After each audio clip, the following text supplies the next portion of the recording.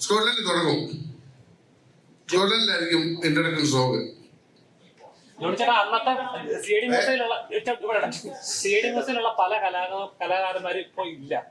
അപ്പൊ സി.ഡി. മൂസ 2-ൽ എങ്ങനെയായിരിക്കും, അതായത് അത്ര ലെജൻഡറി ആയിട്ടുള്ള അല്ലെങ്കിൽ ഇന്ന് നമ്മൾ ഓർത്തിരിക്കുന്ന പല കഥാപാത്രങ്ങളും ഇന്ന് മലയാള ഒരു കാര്യം ഞാൻ പറയും, പല ഇന്റർവ്യൂവിൽ ഞാൻ പത്രസമ്മേളനത്തിൽ പോയിട്ട് പല പടങ്ങളും മൂസയുടെ പത്രസമ്മേളനം പോലെ മാറാറുണ്ട്. ഇത് പതി കേൾക്കുന്ന സിനിമയുടെ പത്രസമ്മേളനം, നമുക്കൊരു മൂസയുടെ പത്രസമ്മേളനം ഒന്ന് കാര്യമായിട്ട് നടത്തേണ്ട ആവശ്യമുണ്ട്. ദിലീപിന്റെ നമുക്ക് വിജയാഘോഷ സമയത്ത് നടത്താം. പിന്നെ ചോദിച്ച ചോദ്യത്തിന് മറുപടി പറഞ്ഞേക്കാം. ഒരിക്കലും ഇങ്ങനെ ഈ തുടർച്ചകൾ വന്നിട്ടുള്ള സിനിമകളിൽ ഒരിക്കലും ഒരു കഥാപാത്രവും നിലനിൽക്കണമെന്ന് നിർബന്ധമില്ല.